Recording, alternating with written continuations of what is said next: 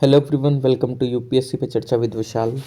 तो चलिए स्टार्ट करते हैं। आज हम लक्ष्मीकांत का चैप्टर नंबर 22, जिसके अंदर हम जानेंगे पार्लियामेंट के बारे में कि जो पार्लियामेंट है वो एक लेजिस्लेटिव ऑर्गन है यूनियन गवर्नमेंट का, और ये ऑक्यूपाई करता है एक pre eminent and central position Indian democratic political system में।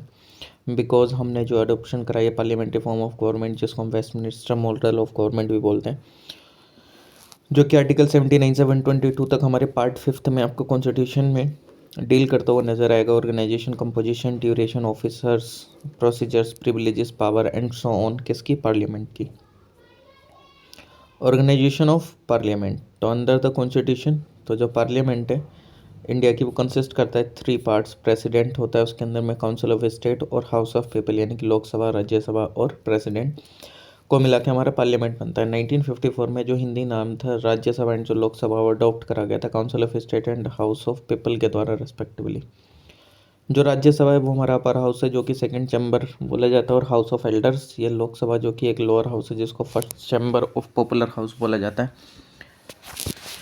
और जो फॉर्मर इसको जो the former represent the state and union territories of the Indian union while the latter represent the people of India as a whole. मतलब यानी कि जो कुछ हैं वो मतलब जस्ट लाइक जैसे जो लोकसभा है वो एकदम पीपल को रिप्रेजेंट कर रहा है, और जो ये राज्यसभा टाइप्स है वो स्टेट एंड यूनियन टेरिटरीज को रिप्रेजेंट कर रहे हैं। ठीक, तो जो प्रेसिडेंट ऑफ इंडिया है वो मेंबर नहीं होता किसी भी सदन का, मतलब कोई से भी पार्लियामेंट के सदन का, ना राज्यसभा का, लोकसभा का, और वो ना ही पार्लियामेंट में बैठता है। उनकी मीटिंग अटेंड करने के लिए एक इंटीग्रल पार्ट है पार्लियामेंट का। इसी वजह से जो कोई भी बिल पास होता है दोनों हाउसेस से पास होता है, वो तब तक एक्ट नहीं बन सकता जब तक प्रेसिडेंट की असेंट न मिले। ये भी एक सर्टेन मतलब फंक्शन को परफॉर्म करता है जो कि रिलेटेड है प्रोसीडिंग से पार्लियामेंट के। फॉर एग्जांपल ये समन करता है, प्रोरोग्स करता है दोनों हाउसेस को, डिसॉल्व करता है लोकसभा को, एड्रेस करता है दोनों हाउसेस को, इशू करता है ऑर्डिनेंसेस जिस टाइम पे वो सेशन में नहीं होते हैं। ओके, इन दिस रेस्पेक्ट जो जो फ्रेमर्स हैं इंडियन कॉन्स्टिट्यूशन के, वो रिलाई करते हैं किस पे? ब्रिटिश पैटर्न पे, ना कि अमेरिकन पैटर्न पे। ब्रिटेन में जो है पार्लियामेंट कंसिस्ट करता है क्राउन यानी कि किंग और क्वीन, और जो हाउस ऑफ लॉर्ड्स है upper house, and the house of Commons है जो कि लोअर हाउस है। बाय कॉन्ट्रास्ट जो अमेरिकन प्रेसिडेंट है वो एक इंटीग्रल पार्ट नहीं है लेजिस्लेचर का। इन यूएस से जो लेजिस्लेचर है जिसको कांग्रेस भी बोला जाता है, वो कंसिस्ट करता है सीनेट यानी कि अपर हाउस होता है, और हाउस ऑफ रिप्रेजेंटेटिव होता है जिसको हम लोअर हाउस बोलते हैं। जो पार्लियामेंट्री फॉर्म ऑफ गवर्नमेंट है वो एम्फेसिस करती है किस पे? इंडिपेंडेंस पे, लेजिस्लेटिव एंड एग्जीक्यूटिव ऑर्गन्स की। हेंस वी हैव हमारे यहाँ प्रेसिडेंट इन पार्लियामेंट है, जैसे क्राउन इन पार्लियामेंट होता है ब्रिटेन में। जो प्रेसिडेंशियल फॉर्म ऑफ गवर्नमेंट है दूसरी तरफ ये सेपरेशन पे ज़्यादा फोकस करती है लेजिस्लेटिव एंड ऑर्गन्स के, जैसे कि अमेरिकन प्रेसिडेंट को कंसिडर नहीं करा जाता है एक as a constituent part of Congress. ठीक, कंपोजिशन क्या है दोनों हाउसेस की? तो जो मैक्सिमम स्ट्रेंथ है राज्यसभा की वो 250 है, 238 में से, मतलब 250 में से 238 जो मतलब 250 है, जिसमें से कि 238 जो कि रिप्रेजेंटेटिव होते हैं स्टेट्स के एंड यूनियन टेरिटरीज के, जो कि इनडायरेक्टली इलेक्ट होते हैं। 12 जो कि नॉमिनेट करे जाते हैं प्रेसिडेंट के द्वारा। एट प्रेजेंट जो है 245 मेंबर हैं, जिसमें से कि 229 मेंबर रिप्रेजेंट करते हैं, 4 रिप्रेजेंट करते हैं स्टेट को, 4 रिप्रेजेंट करते हैं यूनियन टेरिटरीज को, 12 नॉमिनेट करे जाते हैं प्रेसिडेंट के द्वारा। फोर्थ शेड्यूल जो कि डील करता है कॉन्स्टिट्यूशन का किससे? कि एलोकेशन ऑफ सीट्स से रिलेटेड राज्यसभा की स्टेट एंड यूनियन टेरिटरीज में। रिप्रेजेंटेशन ऑफ स्टेट्स यानी कि जो रिप्रेजेंटेटिव्स होते हैं स्टेट के राज्यसभा में वो इलेक्ट करे जाते हैं इलेक्टेड मेंबर्स के द्वारा। स्टेट लेजिस्लेटिव असेंबलीज के जो इलेक्शन होता है वो सिस्टम ऑफ प्रोपोर्शनल रिप्रेजेंटेशन के थ्रू होता है by means of the single transferable vote, और जो सीट है वो एलोकेट करी जाती है स्टेट्स को राज्यसभा में किस बेसिस पर? पॉपुलेशन पे। जो नंबर ऑफ रिप्रेजेंटेटिव होते हैं वो वेरी करते हैं स्टेट टू स्टेट, जैसे उत्तर प्रदेश में 31 मेंबर है, त्रिपुरा में 1 मेंबर होता है। हावर जो यूएसए में जितने भी स्टेट उनको इक्वल रिप्रेजेंटेशन दिया जाता है। सीनेट में इनकी पॉपुलेशन को ध्यान में रखते हुए यूएसए में 50 सीट है, तो सीनेट में 100 मेंबर्स आपको देखने को मिलेंगे, 2 हर एक स्टेट से। लेकिन भारत में ये कि पॉपुलेशन से डिसाइड करा जाता है। अब ये जरूरी थोड़ी है कि हर एक स्टेट से हमने 2-2 ले लिए। उत्तर प्रदेश में इतनी ज़्यादा पॉपुलेशन तो 2 लोग कैसे रिप्रेजेंट कर देंगे? वहीं गोवा में बहुत कम पॉपुलेशन है उत्तर प्रदेश कंपैरिजन में, तो वहाँ पे 2 लोग क्यों रिप्रेजेंट करेंगे? ठीक, तो हम पॉपुलेशन के अकॉर्डिंग करते हैं रिप्रेजेंटेशन जो कि यूनियन टेरिटरी की। जो रिप्रेजेंटेटिव्स हैं हर एक यूनियन टेरेटरी के राज्यसभा में वो इनडायरेक्टली इलेक्ट करे जाते हैं मेंबर्स के द्वारा इलेक्टोरल कॉलेज के थ्रू स्पेशली जो कि कॉन्स्टिट्यूट होती है इस पर्पज़ के लिए जो इलेक्शन है वो हेल्ड होता है accordance with the system of proportional representation by means of single transferable vote. और लगभग 9 यूनियन टेरेटरीज में से ओनली 3 जो हैं दिल्ली पुडुचेरी जम्मू एंड कश्मीर जो कि रिप्रेजेंटेशन है उनका राज्यसभा में जो पॉपुलेशन है अदर सिक्स यूनियन टेरेटरीज की वो काफ़ी स्मॉल है to have any representative in the Rajya Sabha. Nominated member जो कि 12 नॉमिनेटेड मेंबर होते हैं राज्यसभा में जो कि पीपल जिनको स्पेशल नॉलेज होते प्रैक्टिकल और एक्सपीरियंस होता है art literature science and social service में जो रेशनल बिहाइंड है इस प्रिंसिपल ऑफ नॉमिनेशन के प्रोवाइड करता है। एमिनेंट पर्सन एक प्लेस राज्यसभा में without going through the process of election, यानी कि वो इलेक्शन के प्रोसेस नहीं फॉलो करते हैं, ये डायरेक्टली नॉमिनेट होते हैं। अमेरिका सीनेट में कोई भी नॉमिनेटेड मेंबर नहीं होता है। कंपोजिशन लोकसभा की जो मैक्सिमम स्ट्रेंथ है लोकसभा की वो है 552 जिसमें से कि 530 मेंबर जो कि रिप्रेजेंटेटिव होते हैं स्टेट के, 20 जो मेंबर्स हैं वो रिप्रेजेंटेटिव होते हैं यूनियन टेरेटरी के, 2 मेंबर नॉमिनेट करे जाते हैं एंग्लो इंडियन कम्युनिटी से, हालांकि ये अब हटा दिया गया है। एट परसेंट अगर देखा जाए तो लोकसभा में 545 मेंबर है, 530 जो कि मेंबर है स्टेट्स के, 13 हैं यूनियन टेरेटरी के, 2 एंग्लो इंडियन, इनको तो अब हटा दिया गया है। पहले नॉमिनेट करे जाते हैं प्रेसिडेंट के द्वारा, रिप्रेजेंटेशन जो है स्टेट्स का जो लोकसभा में डायरेक्टली होता है इलेक्ट पीपल के द्वारा। टेरिटोरियल कॉन्स्टिट्यूंसी से स्टेट्स में जो इलेक्शन है वो बेस्ड होता है प्रिंसिपल यूनिवर्सल एडल्ट फ्रेंचाइजी, और जो हर एक सिटीजन होता है उसको 18 साल से ऊपर का होना चाहिए जो कि हु इज़ नॉट डिस्क्वालीफाइड, ठीक, under the provision of constitution और any law is eligible to vote. वही है कि 18 साल का व्यक्ति होना चाहिए और वो इन एलिजिबल नहीं होना चाहिए और डिस्क्वालीफाइड नहीं होना चाहिए, ठीक, वोट देने से। तो वो वोट दे सकता है। जो वोटिंग एज रिड्यूस करी गई थी 21 से 18 साल, पहले 21 साल होती थी, 18 साल लगेगी। 61st constitutional amendment act 1988 representation जो यूनियन टेरेटरी का जो कॉन्स्टिट्यूशन है वो एम्पावरमेंट करता है पार्लियामेंट को भी प्रिस्क्राइब करे चूज़ करने का रिप्रेजेंटेटिव यूनियन टेरेटरीज का। लोकसभा में जो पार्लियामेंट है वो इनेक्ट करती है यूनियन टेरेटरीज का direct election to the house of the people act 1965 जिसके थ्रू जो मेंबर्स हैं लोकसभा के यूनियन टेरेटरी से वो चूज़ करे जाते हैं by direct election. Nominated member यानी कि जो प्रेसिडेंट है वो नॉमिनेट करता है 2 मेंबर को एंग्लो इंडियन कम्युनिटी से। हालांकि अभी चीज़ हटा दी गई है इफ़ अगर जो कम्युनिटी है वो इनएडुकेटली रिप्रेजेंट होती है लोकसभा में। ओरिजिनली ये जो प्रोविज़न है वो ऑपरेट करा टिल 1966 बट ये एक्सटेंड कर दिया गया टिल 2022 बाय 1995 अमेंडमेंट एक्ट 2009, लेकिन अभी इसको हटा दिया गया 2020 से। ठीक, अब ये बता सकते हो आप मेरे को कमेंट सेक्शन में बताओ वो कौन सा एक्ट अमेंडमेंट एक्ट था जिसके थ्रू इसको हटाया गया। System of election to Lok Sabha, तो अगर देखा जाए तो इलेक्शंस कैसे होते हैं लोकसभा के रिस्पेक्ट में। टेरिटोरियल कॉन्स्टिट्यूंसी यानी कि for the purpose of holding direct election to the Lok Sabha, हर एक जो स्टेट है वो डिवाइड कर दी जाती है टेरिटोरियल कॉन्स्टिट्यूंसी में। इस रेस्पेक्ट में जो कॉन्स्टिट्यूशन है वो उसने 2 प्रोविजन बना रखे हैं क्या कि हर एक स्टेट को एलोकेट करी जाएंगी नंबर ऑफ सीट लोकसभा के अंदर इन सच अ मैनर की जो रेशियो है नंबर एंड पॉपुलेशन के बीच में वो हर एक स्टेट में सेम रहे। ये जो प्रोविज़न है वो अप्लाई नहीं होता है जिसमें जो पॉपुलेशन है वो लेस देन 6 मिलियंस है। इसमें हर एक जो स्टेट है वो डिवाइड होता है टेरिटोरियल कॉन्स्टिट्यूंसी में इन सच ए मैनर की जो रेशियो पॉपुलेशन का हर एक कॉन्स्टिट्यूंसी का जो नंबर सीट्स एलोकेट करी गई है वो सेम हो पूरे स्टेट में। इन ब्रीफ अगर देखा जाए तो कॉन्स्टिट्यूशन वो एंजॉय करता है कि यूनिफॉर्मिटी रिप्रेजेंटेशन के रिगार्डिंग टू रिस्पेक्ट में कि between the different state and between the different constituency in the same state. जो एक्सप्रेशन है पॉपुलेशन का उसका मतलब क्या है कि मीन्स तक की जो पॉपुलेशन है ascertained at the preceding census of which the relevant figures have been published, मतलब वो सेंसस के बेस पे वो पॉपुलेशन देखी जाती है वो जो कि लास्ट सेंसस कंसीडर करी गई है। रीएडजस्टमेंट आफ्टर ये सेंसस, हर एक सेंसस के बाद एक रीएडजस्टमेंट होता है क्योंकि पॉपुलेशन बढ़ती है ऑब्वियसली बात है उसी के हिसाब से रिप्रेजेंटेशन होना चाहिए। Made in allocation of seats in the Lok Sabha of the state, यानी कि इसमें थोड़ा रिफॉर्मेशन करा जाता है एलोकेशन में सीट्स के लोकसभा के। डिवीजन करा जाता है हर एक स्टेट का टेरिटोरियल कॉन्स्टिट्यूंसी में। पार्लियामेंट जो कि एम्पावर करती है डिटरमाइन करने में authority and manner is to be made accordingly. जो पार्लियामेंट है उसने इनेक्ट करा डिलिमिटेशन कमीशन एक्ट 1952, 62, 72 एंड 2002 इस पर्पज़ के लिए। जो 42nd अमेंडमेंट एक्ट था 1976 था, 1976 का उसने फ्रोज कर दिया allocation of seats in the Lok Sabha to the states, यानी कि and the division of each state into territorial constituency till 2000 at the 1971 level, यानी कि 1971 की पॉपुलेशन के अकॉर्डिंग ही अभी तक वो डिसाइडेड था बेसिकली 2000 तक। और ये जो बैन था ये रीएडजस्टमेंट करा गया और एक्सटेंड कर दिया गया है उसको अगले 25 सालों तक, ठीक, 2026 तक by the 84th amendment act 2001 with the same objective of encouraging population limiting measures. जो 84th अमेंडमेंट एक्ट 2001 का उसने एम्पावर करा गवर्नमेंट को कि वो अंडरटेक करे, रीएडजस्टमेंट करें, रेशनलाइजेशन करे टेरिटोरियल कॉन्स्टिट्यूएंसी का इन द स्टेट किस बेसिस पर पॉपुलेशन 1991 सेंसस के बाद में, जो कि 87th अमेंडमेंट एक्ट आया 2003 का, उसने प्रोवाइड करा डिलिमिटेशन कॉन्स्टिट्यूएंसी किस बेसिस पे 2001 की सेंसस पे, ना कि 1991 की सेंसस पे। However this can be done without altering the number of seats allocated to each state in the Lok Sabha, यानी कि इसने ऑल्टर नहीं कर पाया ये जितने भी नंबर ऑफ सीट्स हैं जो कि एलोकेटेड थे हर एक स्टेट को लोकसभा में। रिजर्वेशन सीट्स का एससी एंड एसटी के लिए तो जो कॉन्स्टिट्यूशन है वो अमेंडमेंट करता है, system of communal representation provide करता है, reservation of seat schedule caste के लिए एंड शेड्यूल ट्राइब के लिए लोकसभा में किस बेसिस पर, पॉपुलेशन रेशियो के।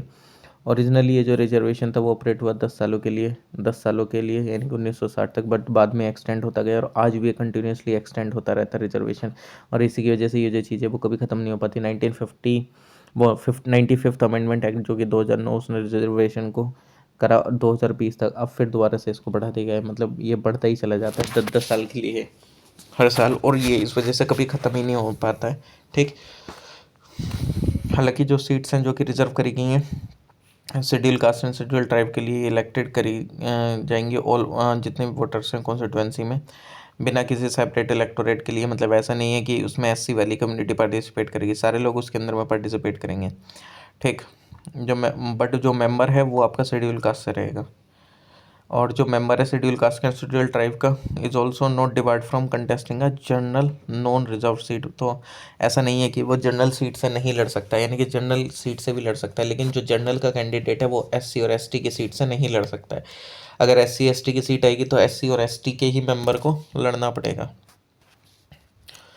जो 84th अमेंडमेंट एक्ट है 2001 का वो प्रोवाइड करता है रिफिक्स करना को रिजर्व सीट किस बेसिस पर, पॉपुलेशन फिगर के बेसिस पर 1991 सेंसस के, जो कि अप्लाइड हुआ था रेशनलाइजेशन को लेकर जनरल सीट्स के। बाद में 87th अमेंडमेंट एक्ट जो कि 2003 उसने प्रोवाइड करा रिफिक्स करना रिजर्व सीट का किस बेसिस पर 2001 के सेंसस पे, ना कि 1991 की सेंसस पे। हालांकि अब तो हमारी 2021 वाली भी आने वाली है। First pass the post system, यानी कि तो द कॉन्स्टिट्यूशन जो कि has adopted the system of proportional representation in the case of Rajya Sabha, यानी कि हम इसमें डायरेक्टली इलेक्ट नहीं करते हैं, इसमें सिस्टम ऑफ प्रोपोर्शनल रिप्रेजेंटेशन होता है। इसके अंदर में it has not referred date की जो सेम सिस्टम है लोकसभा में वैसे ही होता है, वैसा नहीं होता है। हालांकि इसमें क्या होता है, इसने अडॉप्ट करा था system of territorial representation first pass the post system for the election of members of the two the Lok Sabha. इस टेरिटोरियल रिप्रेजेंटेशन के अंदर में जो हर एक मेंबर होता है लेजिस्लेचर का वो रिप्रेजेंट करता है एक ज्योग्राफिकल एरिया जिसको हम कॉन्स्टिट्यूएंसी के नाम से जानते हैं, और हर एक कॉन्स्टिट्यूएंसी से एक रिप्रेजेंटेटिव इलेक्टेड होता है, और ये जो कॉन्स्टिट्यूएंसी होती है उसको सिंगल मेंबर कॉन्स्टिट्यूएंसी बोलते हैं। इस सिस्टम में जो एक कैंडिडेट है जो कि सिक्योर करता है मेजोरिटी ऑफ वोट उसको डिक्लेयर कर दिया जाता है इलेक्टेड। जो सिंपल मेजोरिटी होती है सिस्टम रिप्रेजेंटेशन की वो रिप्रेजेंट नहीं करता है होल इलेक्टोरेट को, दूसरे शब्दों में कहा जाए तो ये सिक्योर नहीं करता है due representation to minorities small groups. ये जो सिस्टम है प्रोपोर्शनल रिप्रेजेंटेशन का, इसका एम है कि रिमूव करना डिफेक्ट को टेरिटोरियल रिप्रेजेंटेशन की। इस सिस्टम के अंदर में जितने भी सेक्शन हैं पीपल के वो रिप्रेजेंटेशन करते हैं in proportion to their number, even जो स्मॉलेस्ट सेक्शन होता है पॉपुलेशन का get its due share of representation in the legislation. दो काइंड के प्रोपोर्शनल रिप्रेजेंटेशन होते हैं, नेमली जैसे एक सिंगल ट्रांसफरेबल वोट सिस्टम होता है एंड लिस्ट सिस्टम होता है। भारत के अंदर में जो फर्स्ट काइंड जो कि इन इंडिया जो first kind is adopted for the election of member to the Rajya Sabha and state council and for electing the president and the vice president. Okay, तो कुछ मेंबर जो होते हैं कॉन्स्टिट्यूएंट असेंबली के वो उन्होंने एडवोकेट करा सिस्टम प्रोपोर्शनल रिप्रेजेंटेशन के बारे में इलेक्शन के लिए लोकसभा के, लेकिन जो कॉन्स्टिट्यूशन था उसने अडॉप्ट करा system due to two reason has not adopted, मतलब लोकसभा ने के लिए ये वाला सिस्टम अडॉप्ट नहीं करा गया दो रीजंस की वजह से, क्योंकि डिफ़िकल्टी थी वोटर्स के लिए अंडरस्टैंड करने को सिस्टम को, जो कि कॉम्प्लिकेटेड था और काफ़ी ज़्यादा लो लिटरेसी स्केल है हमारी कंट्री में। अनसिटेबिलिटी है पार्लियामेंट्री फॉर्म ऑफ गवर्नमेंट में कि due to the tendency of the system to multiply political parties leading to instability in government, मतलब इतनी ज़्यादा मल्टीपल पार्टी हैं और फिर इनस्टेबिलिटी आपको देखने को मिलेगी। एडिशनली जो सिस्टम प्रोपोर्शनल रिप्रेजेंटेशन है उसके काफ़ी सारे डिमेरिट्स भी हैं, जैसे ये हाईली एक्सपेंसिव है, ये एक स्कोप नहीं देता ऑर्गेनाइजिंग बाई इलेक्शन, ये एलिमिनेट कर देता है इंटीमेट कॉन्टैक्ट्स को वोटर्स एंड रिप्रेजेंटेटिव के बीच में, प्रमोट करता है minority thinking and group interest को, इंक्रीज करता है सिग्निफिकेंस पार्टी सिस्टम का, डिक्रीज करता है वोटर का। ड्यूरेशन क्या होता है, 2 सदनों का जो ड्यूरेशन होता है राज्यसभा का, जो राज्यसभा है जो कि पहली बार कॉन्स्टिट्यूट हुई थी 1952 में, ये कंटिन्यूइंग चैम्बर है जिसको हम परमानेंट बॉडी बोलते हैं। ये इसको कभी डिसॉल्व नहीं करा जा सकता, यानी कि डिसोल्यूशन नहीं हो सकता। 1/3 जो इसके मेंबर है वो रिटायर होते रहते हैं हर दूसरे साल में, और इनकी जो सीट है वो फिल करी जाती है फ्रेश सिलेक्शन के थ्रू, प्रेसिडेंशियल नॉमिनेशन के through at the beginning of every 3rd year. जो रिटायरिंग मेंबर है वो एलिजिबल होता है इलेक्शन के लिए, रिनोमिनेशन के लिए कितने भी नंबर ऑफ टाइम्स, यानी कि कितनी बार वो आ सकता है राज्यसभा में। जो रिटायर कैंडिडेट है, जो कॉन्स्टिट्यूशन है उसने फिक्स नहीं करा term of office of the constitution has not fix the term of office of member of the Rajya Sabha. ठीक, मतलब जो टर्म है ऑफिस ऑफ, मतलब ये जो मेंबर्स होते हैं राज्यसभा के, उनका कोई फिक्स नहीं है कॉन्स्टिट्यूशन में, जबकि वो पार्लियामेंट पे छोड़ दिया गया है। तो पार्लियामेंट के रिप्रेजेंटेशन ऑफ पीपल एक्ट 1951 जो कि प्रोवाइड करता है term of office of member Rajya Sabha का कितना, 6 सालों तक, यानी 6 सालों तक मेंबर रह सकते हैं। और ये एक्ट आल्सो एम्पावर करता है प्रेसिडेंट ऑफ इंडिया को कि वो कर्टेल कर सकते हैं टर्म ऑफ मेंबर जो कि चूज़ करेगा in the first Rajya Sabha. First batch में ये डिसाइड करा गया था लॉटरी बेसिस पे as to who should retire, यानी कि कौन रिटायर होगा। फर्दर ये जो एक्ट था इसने ऑथराइज करा प्रेसिडेंट को कि वो प्रोविज़न बना सकते हैं गवर्न करने के लिए और रिटायरमेंट के प्रोविज़न को मेंबर के राज्यसभा के मेंबर्स के रिगार्डिंग। ड्यूरेशन क्या होता है लोकसभा का, तो जैसे राज्यसभा का होता है तो लोकसभा का इस तरीके से नहीं होता, ये कंटिन्यूइंग चैम्बर है, ये एक नॉर्मल टर्म होता है 5 साल का। जब से वो पहली सीटिंग हो जाएगी उसके बाद से 5 सालों तक रहेंगे जनरल इलेक्शन के, और ये ऑटोमेटिकली डिसॉल्व हो जाती है। हावर्ड जो प्रेसिडेंट है वो ऑथराइज्ड है कि वो डिसॉल्व कर सकता है लोकसभा को किसी भी समय पे, जिस समय मतलब 5 सालों के कंप्लीट होने से पहले भी अगर वो चैलेंज कर दिया जाता है, सॉरी, ये जो चीज़ें फिर वो चैलेंज भी नहीं करी जा सकती है कोर्ट के अंदर में। अगर प्रेसिडेंट ने डिसॉल्व कर दिया तो अगर उसको लगा कि भाई ये कॉन्फिडेंस में नहीं है तो बेसिकली बात है वो तो डिसॉल्व होनी पड़ेगी। फर्दर जो टर्म है लोकसभा को वो एक्सटेंड करा जा सकता है नेशनल इमरजेंसी के समय पे 1 साल के लिए, BL of parliament for 1 year at a time, एक बार में 1 साल के लिए, और कितने लंबे समय तक भी लगाया जा सकता है। और ये जो एक्सटेंशन है वो नहीं जा सकता है, can not go beyond a period of 6 month after the emergency है सीज टू ऑपरेट। अगर जिस टाइम पे इमरजेंसी खत्म हो जाएगी तो हद से 6 महीने तक वो गवर्नमेंट पावर में रहेगी, उसके बाद इलेक्शन तो होना ही ज़रूरी है। चलिए नेक्स्ट देखते हैं मेंबरशिप ऑफ पार्लियामेंट। तो क्वालिफिकेशन क्या है, जो कॉन्स्टिट्यूशन है उसने काफ़ी ज़्यादा क्वालिफिकेशन बताई हैं पार्लियामेंट का मेंबर बनने के लिए, कि वो सिटीजन होना चाहिए भारत का, और he must make and subscribe, यानी कि वो ये ओथ एंड अफर्मेशन होनी चाहिए, ठीक, before the authorise person by the election commission for this purpose. इस ओथ एंड अफर्मेशन में वो स्वेयर करेगा क्या कि to be a true faith and allegiance to the constitution of India, और अपहोल्ड करेगा सॉवरेनिटी एंड इंटेग्रिटी भारत की।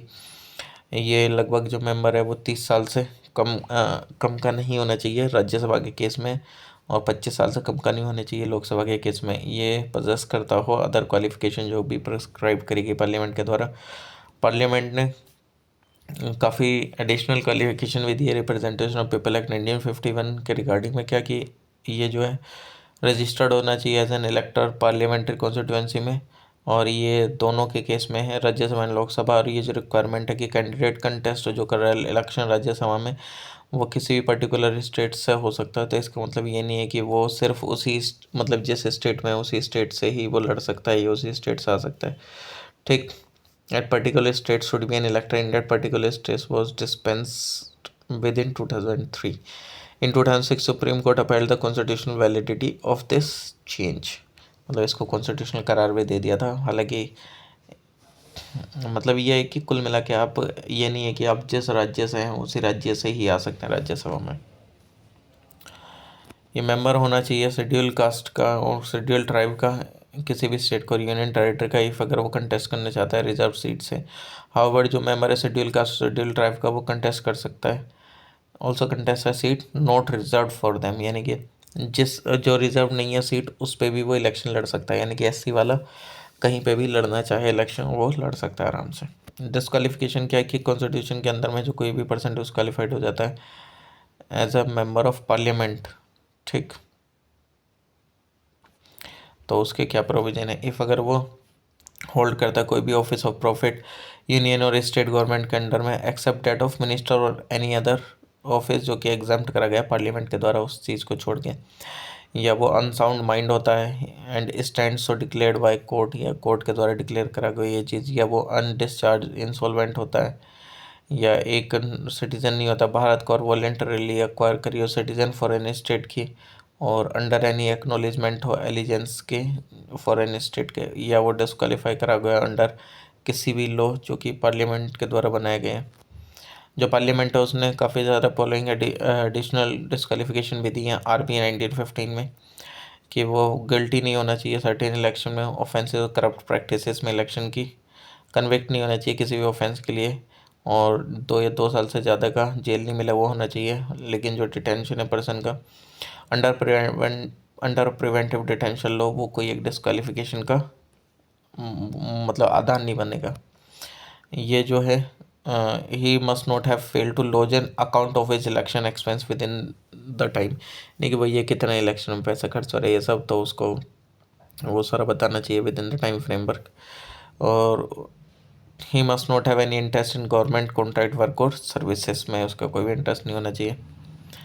और ये डायरेक्ट और मैनेजिंग एजेंट नहीं होना चाहिए इन किसी भी ऑफिस ऑफ प्रॉफिट का इन कॉरपोरेशन जिसके अंदर जो गवर्नमेंट है एटलीस्ट 25% उसके अंदर अगर उसका शेयर है, तो मतलब अगर गवर्नमेंट का किसी भी कंपनी के अंदर 25% शेयर है तो वो डायरेक्टर या मैनेजिंग एजेंट नहीं होना चाहिए उसका।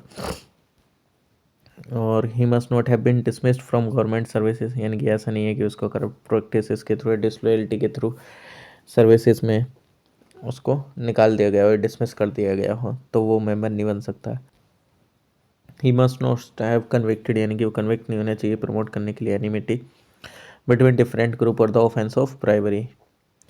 ही must not have been punished, यानी कि वो पनिश्ड नहीं होना चाहिए for preaching and practising social crime, जैसे कि touch untouchability dowry and sati. ठीक, मतलब उसको पनिशमेंट नहीं मिला हुआ होना चाहिए social crime, untouchability dowry and sati को परफॉर्म करने के रिगार्डिंग में।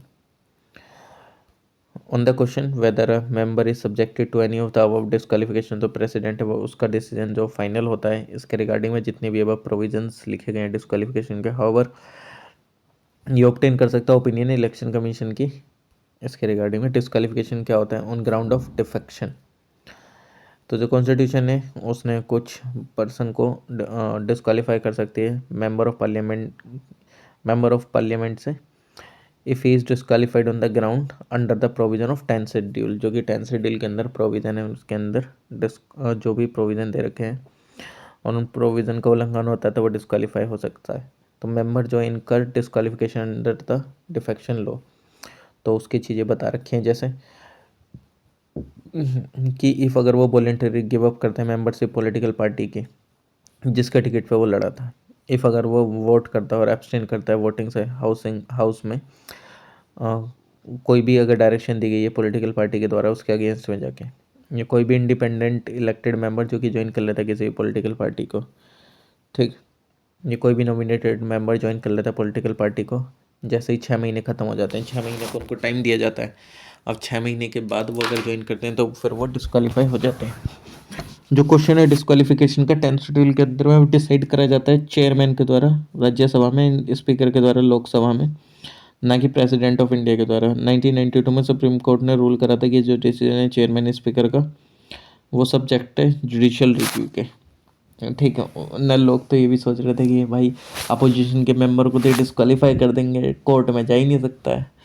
ठीक, तो वो वाले खतरे भी मंडराने लगे थे। Vacating of seat in the following case, जो मेंबर ऑफ पार्लियामेंट है वो वैकेट कर सकता है अपनी सीट, यानी कि डबल मेंबरशिप, यानी कि जो पर्सन है वो मेंबर नहीं हो सकता दोनों सदनों का एक समय पे। Representation of people act provide करता है उसके रिगार्डिंग में क्या कि इफ़ अगर जो कोई पर्सन है वो इलेक्टेड है दोनों both the houses of parliament, तो उसको 10 दिन के अंदर में किसी एक से रिज़ाइन करना पड़ेगा। ठीक, इफ़ अगर नहीं करता है तो इसकी जो सीट है his seat in the Rajya Sabha become vacant. If जो सिटिंग मेंबर है एक हाउस का वो इलेक्ट हो सकता है दूसरे हाउस में भी, और इसकी जो फर्स्ट हाउस है वो खाली हो जाएगा, मतलब जो पहली सीट है वो निरस्त हो जाएगी। इफ़ अगर कोई पर्सन जो कि इलेक्टेड है 2 सीट से हाउस में, तो उसके पास चॉइस है वो कि वो किसी एक को छोड़ सकता है और किसी एक से रह सकता है, अदरवाइज दोनों जो सीट हैं वो वैकेंट हो जाएंगी। सिमिलरली कोई भी जो पर्सन है वो मेंबर नहीं हो सकता दोनों सदनों का एंड स्टेट लेजिस्लेचर का एक समय पे इफ़ अ पर्सन जो कि इलेक्टेड है वो पार्लियामेंट में बैठ सकता, his seat in parliament become vacant if अगर वो रिज़ाइन नहीं करता स्टेट लेजिस्लेचर से 14 दिन के अंदर। यानी कि कोई अगर एमएलए है वो एमपी के लिए भी खड़ा हो गया तो एमएलए की सीट तो भाई छोड़नी पड़ेगी ना। अब दोनों में कैसे चले जाओगे तुम, एक ही में जा सकते हैं ना। डिस्क्वालिफिकेशन इफ़ अगर कोई भी member parliament become subject to any of the disqualification जो कि स्पेसिफाइड करे गए हैं कॉन्स्टिट्यूशन में, तो वो जो सीट है वो खाली हो जाती है। और जो लिस्ट है डिस्क्वालिफिकेशन की वो ऑल्सो इंक्लूड करती है डिस्क्वालिफिकेशन किस ग्राउंड पर डिफेक्शन के किस प्रोविजन में the 10th schedule of the constitution. Resignation यानी कि कोई भी मेंबर रिजाइन कर सकता है अपनी सीट से लिख कर किसको, राज्यसभा को या स्पीकर ऑफ लोकसभा को, जिस भी सदन का वो मेंबर है, और जो सीट है वो खाली हो जाती है। रेजिग्नेशन जब एक्सेप्ट कर लिया जाता है और जो चेयरमैन स्पीकर है वो एक्सेप्ट नहीं करते हैं जब रेजिग्नेशन अगर वो सेटिस्फाई नहीं होते हैं। एब्सेंस यानी कि कोई भी अगर एब्सेंस यानी कि कोई भी एक हाउस है वो डिक्लेयर कर सकता है सीट ऑफ मेंबर को वैकेंट इफ़ अगर वो एब्सेंट है सारी मीटिंग से लगभग 60 दिन तक बिना किसी परमिशन के in computing the period of 60 days को, तो कोई भी no account shall be taken of any period during which the house is prorogued और adjourned for more than 4 consecutive days. यानी कि 60 दिन से ज़्यादा अगर वो नहीं है तो फिर उसको क्या मतलब बिना परमिशन के उसकी सीट को वैकेंट कर दिया जाएगा। बट जो 60 days है उसके अंदर में वो सारी चीज़ें दिन नहीं लिए जाएंगे जिस टाइम पे जो हाउस है वो प्रोरोग्ड है या एडजर्न है लगभग 4 दिन से ज़्यादा लगातार। अदर केसेस यानी कि जो मेंबर है वो अपनी जो वैकेट कर सकता है सीट पार्लियामेंट में इफ़ उसका जो इलेक्शन है वो डिक्लेयर कर दिया गया है वॉइड कोर्ट के द्वारा या उसका एक्सपेल कर दिया गया हाउस से या वो इलेक्टेड हो गया है ऑफिस ऑफ अ प्रेसिडेंट और वाइस प्रेसिडेंट एंड इफ़ अगर वो अपॉइंट हो चुका है office of governor of a state. If जो वो इफ़ जो डिस्क्वालीफाइड पर्सन वो इलेक्ट हो जाता है पार्लियामेंट में तो कॉन्स्टिट्यूशन है उसने procedure lays down no procedure कि वो उसको डिक्लेयर कर सके उसके इलेक्शन को वॉइड। ये जो मैटर है डील करा जाता है रिप्रेजेंटेशन पीपल एक्ट 1951 जो कि इनेबल करता है हाई कोर्ट को भी डिक्लेयर कर सकता है किसी भी इलेक्शन को वॉइड इफ़ जो है वो डिस्क्वालीफाइड कैंडिडेट इलेक्ट होता है। जो एग्रीवेट पार्टी है वो अपील कर सकती है सुप्रीम कोर्ट में against the order of the high court in this regard author affirmation.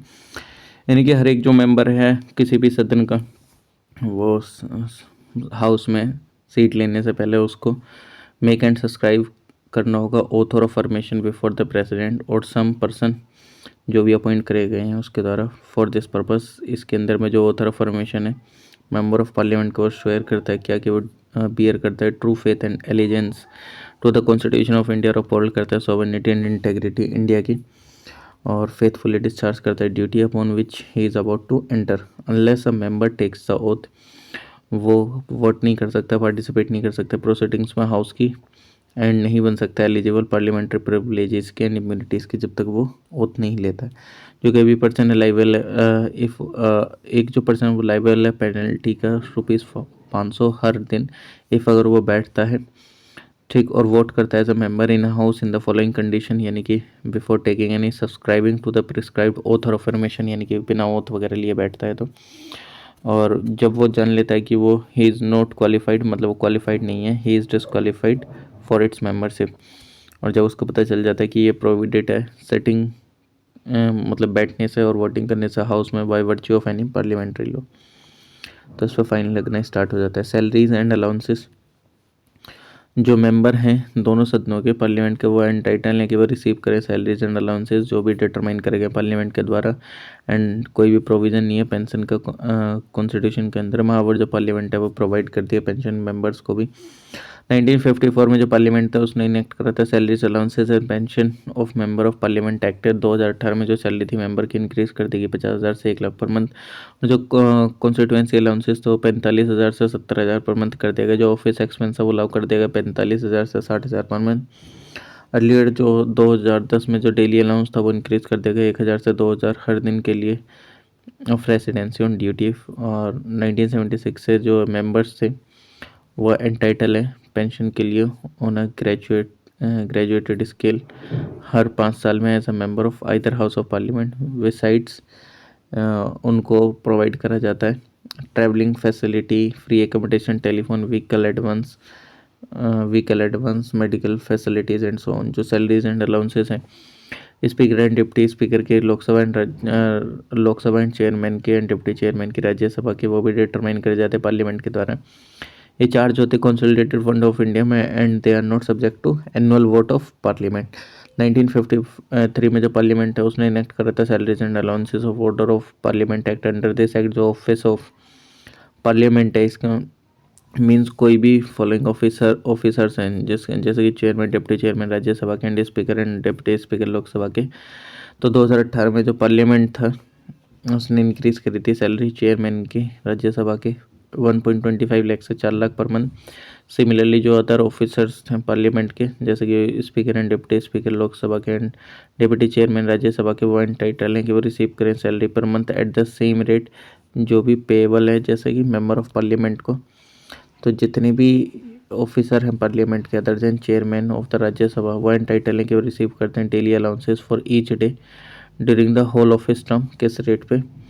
Eight the same rate जो कि पेएबल करा जाता है मेंबर ऑफ पार्लियामेंट को। ऑल्सो जितने भी ईच ऑफिसर हैं पार्लियामेंट का other than chairman of the Rajya Sabha वो एंटाइटल है कि वो रिसीव करे constituency allowance at the same rate जो कि पेएबल है मेंबर ऑफ पार्लियामेंट को according to the same act. तो जो समथ्योरी अलाउंस है जो कि पेड होता है स्पीकर को लोकसभा के एट द सेम रेट जो कि पेबल होता है कैबिनेट मिनिस्टर को कितना 2000 पर मंथ। लाइक वाइज जो समथ्योरी अलाउंस है वो पेड होता है डिप्टी स्पीकर को लोकसभा के, डिप्टी चेयरमैन को राज्यसभा के किस पे एट द सेम रेट जो कि पेबल होता है मिनिस्टर ऑफ स्टेट को कितना 1000 रुपये पर मंथ। प्रिसाइडिंग ऑफिसर जो होता है पार्लियामेंट के जो जितने भी हाउस हैं जो हाउस है पार्लियामेंट के उसकी खुद की प्रिसाइडिंग ऑफिसर होता है और एक स्पीकर होता है, डिप्टी स्पीकर होता है लोकसभा के लिए एंड चेयरमैन होता है, डिप्टी चेयरमैन होता है राज्यसभा का। जब पैनल है चेयरपर्सन हो पैनल ऑफ चेयरपर्सन होता है लोकसभा के लिए, पैनल ऑफ वाइस चेयरपर्सन होता है राज्यसभा के लिए जो कि अपॉइंट होते हैं। स्पीकर ऑफ जो लोकसभा है उसका इलेक्शन एंड टेनवन जो स्पीकर है वो इलेक्ट करा जाता है लोकसभा के द्वारा फ्रॉम उसके मेंबर्स में ही पहली सिटिंग के तुरंत बाद। वेनेवर जिस टाइम पे जो ऑफिसर है वो जो स्पीकर है उस समय पर नहीं होता है, वैकेंट होती है वो सीट, तो लोकसभा का जो कोई भी अनदर मेंबर है वो उस सीट पे बैठता है और जो डेट है इलेक्शन के स्पीकर के वो फिक्स करी जाती है प्रेसिडेंट के द्वारा। यूजुअली जो स्पीकर है वो ऑफिस में रहता है लोकसभा की लाइफ तक। हाउएवर उसको भी वैकेट करना पड़ता है office earlier in any of the following 3 cases.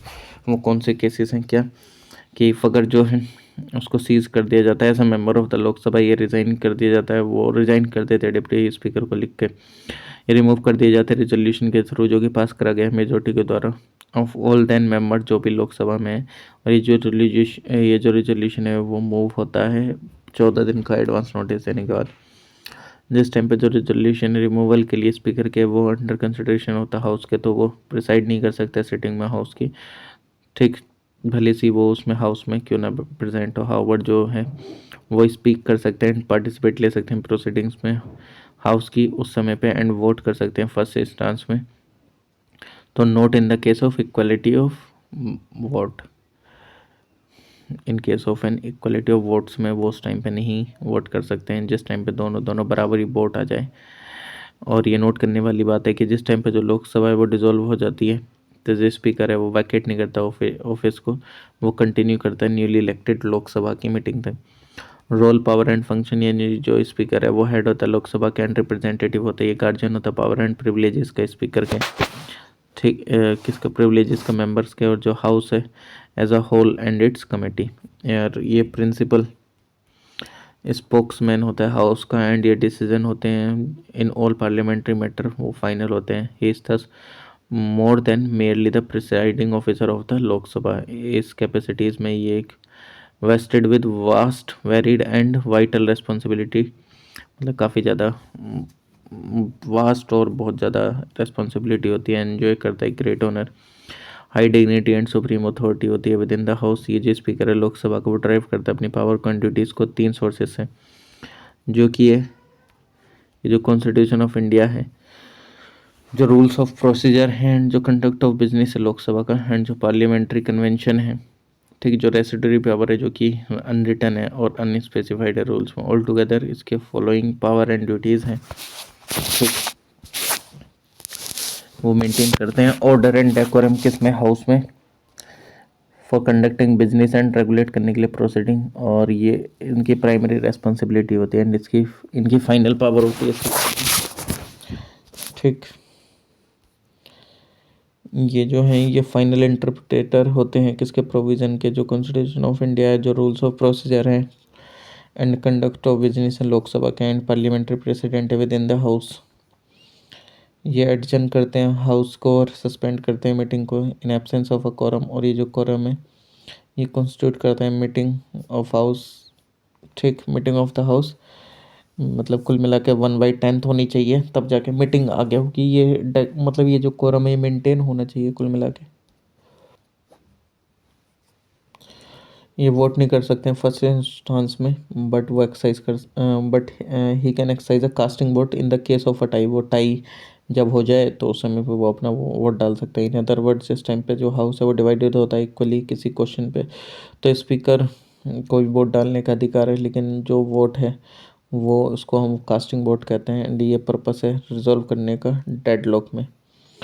ये प्रिसाइड करते हैं जॉइंट सिटिंग में, जिस टाइम पे दो हाउसेस को एक साथ बुलाया जाता है। ये जो सेटिंग है वो समन करी जाती है प्रेसिडेंट के द्वारा डेडलॉक को ख़त्म करने के लिए। दोनों सदनों के किसी एक बिल को लेकर ये अलाउ करते हैं सीक्रेट सिटिंग हाउस की, किस रिक्वेस्ट पे लीडर ऑफ द हाउस की, जिस टाइम पे जो हाउस है वो सिट करता है सीक्रेट में, और कोई भी स्ट्रेंजर जो है वो प्रेजेंट नहीं हो सकता है चैम्बर में, लॉबी में, गैलरीज में, एक्सेप्ट बिना परमिशन के स्पीकर की। ये डिसाइड करते हैं वेदर जो बिल है वो मनी बिल है या नहीं है, एंड इनका जो डिसीजन होता है इस क्वेश्चन पर फाइनल होता है। जिस टाइम पे मनी बिल जो कि ट्रांसमिटेड होता है राज्यसभा को रिकमेंडेशन के लिए, एंड प्रेजेंट करा जाता है टू द प्रेसिडेंट असेंट के लिए, तो स्पीकर जो कि एंडोर्स करते हैं इस बिल पे, एंड इनका सर्टिफिकेट होता है कि ये that is a money bill. ये डिसाइड करते हैं क्वेश्चन को डिस्क्वालिफिकेशन के regarding member of the Lok Sabha को, जो कि किस ग्राउंड पर होता है, डिफेक्शन के under the provision of 10 schedule. तो 1992 में सुप्रीम कोर्ट ने रूल करा कि जो डिसीजन है सुप्रीम स्पीकर का इस रिगार्ड में वो जुडिशियल रिव्यू के अंडर में भी आता है अगर वो किसी को डिस्क्वालीफाई करते हैं। तो ये एक्ट करते हैं as the ex officio chairman Indian parliamentary group के, जो कि लिंक है between the parliament of India and the जितने भी वेरियस पार्लियामेंट है वर्ल्ड के। ये एक्ट करते हैं as the ex officio chairman किसके, कॉन्फ्रेंस ऑफ प्रिसाइडिंग ऑफिसर जो होती है लेजिस्लेटिव बॉडीज कंट्री के अंदर। ये अपॉइंट करते हैं चेयरमैन जितनी पार्लियामेंट्री कमेटी होती हैं लोकसभा की, एंड सुपरवाइज करते हैं उनका फंक्शन को। ये हिमसेल्फ में चेयरमैन होते हैं बिजनेस एडवाइजरी कमेटी के, और जो rules committee and the general purpose committee के, ठीक। नेक्स्ट जो इंडिपेंडेंस होती है, इम्पार्शियलिटी, जैसे कि जो ऑफिस होता है स्पीकर का वो वेस्टेड होता है with great Prestige and position authority, independence and impartiality जो कि बनती है इट्स साइन क्वा नोन। जो फॉलोइंग प्रोविजन है वो इंश्योर करते हैं इंडिपेंडेंस एंड इम्पार्शियलिटी स्पीकर के ऑफिस की। इनको he is provided with the security of tenure, यानी कि उनको पूरा एक टेन्योर की सिक्योरिटी है। ये रिमूव करे जा सकते हैं रेजोल्यूशन के थ्रू, वो भी लोकसभा के स्पेशल मेजोरिटी से अगर मूव हो जाता है। स्पेशल मेजोरिटी यानी कि वो मेजोरिटी जो उस टाइम पे जो मेंबर्स हैं सदन के, ना कि ऑर्डिनरी मेजोरिटी के थ्रू। ये ऑर्डिनरी मेजोरिटी यानी कि मेजोरिटी मेंबर्स की जो कि प्रेजेंट एंड वोटिंग है हाउस में, ये जो मोशन है रिमूवल का कंसिडर करा जाता है एंड डिस्कस करा जाता है जब व्हेन जो एटलीस्ट 50 मेंबर्स इस पर एग्री होते हैं, सपोर्ट करते हैं इसको। जो सैलरीज एंड अलाउंस फिक्स करी जाती है पार्लियामेंट के द्वारा, और ये चार्ज होती है कंसोलिडेटेड फंड ऑफ इंडिया में, एंड ये सब्जेक्ट नहीं है, एनुअल वोट नहीं हो सकता पार्लियामेंट में इसके ऊपर। उनका जो वर्क है एंड जो कंडक्ट है वो डिस्कस नहीं करा जा सकता है, क्रिटिसाइज नहीं करा जा सकता है लोकसभा के अंदर में, एक्सेप्ट होना सब्सटेंटिव मोशन। इनकी जो पावर है रेगुलेट करने की, प्रोसीजर कंडक्ट करने की, बिजनेस और मेंटेन करने के ऑर्डर हाउस में, वो क्या है, are not subject to the jurisdiction of any court. ये वोट नहीं कर सकते फर्स्ट इंस्टांस में, ये केवल एक्सरसाइज कर सकते हैं कास्टिंग वोट जिस टाइम पर टाई होता हुआ। ये जो है ये बनाते हैं इनके पोजीशन को स्पीकर की इम्पार्शियली इनको दिया जाता है वेरी हाई पोजीशन किस में, ऑर्डर ऑफ प्रेसिडेंस में।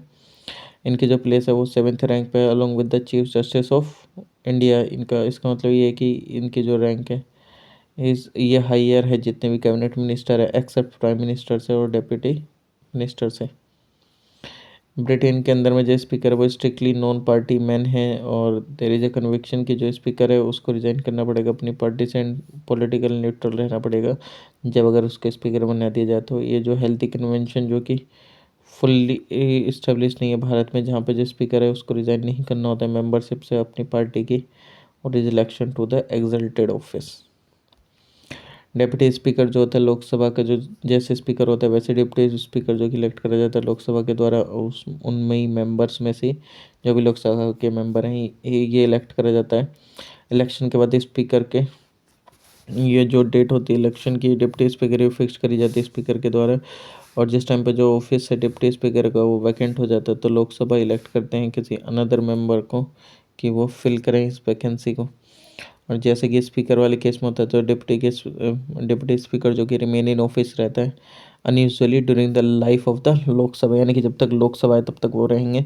हाउएवर वो अपना वैकेट कर सकता है ऑफिस को, वही उससे पहले भी तीन कैटेगरीज हैं क्या कि इफ अगर उसको मेंबर ऑफ द लोकसभा से सीज कर दिया जाता है या रिज़ाइन कर देता है, स्पीकर को लेकर रिमूव कर दिया जाता है रेजोल्यूशन से जो कि पास करा गया है मेजोरिटी के द्वारा, जितने मेंबर्स हैं लोकसभा में, और ये जो रेजोल्यूशन है वो मूव हो सकता है only after giving 14 days advance notice.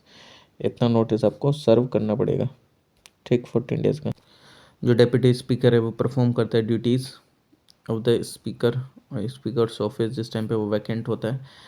ये एक्ट करता है as the speaker when the latter is absent from the sitting of the house, यानी कि स्पीकर नहीं होता तो वो बैठते हैं गद्दी पे। दोनों केसेस में ये एज्यूम करता है सारी पावर स्पीकर की, और ये प्रिसाइड करता है जॉइंट सिटिंग में भी दोनों सदनों की। इफ़ जो स्पीकर है वो एब्सेंट रहते हैं इस मीटिंग से। ये नोट करने वाली बात है कि जो डिप्टी स्पीकर है वो सबॉर्डिनेट नहीं है स्पीकर का, ये डायरेक्टली रिस्पॉन्सिबल होते हैं किसको, हाउस को। जो डिप्टी स्पीकर है वो वन स्पेशल प्रिविलेज है कि वेन एवर इनको अपॉइंट करा जाता है as a member of parliamentary committee तो ही ये ऑटोमेटिकली उसके चेयरमैन बन जाते हैं।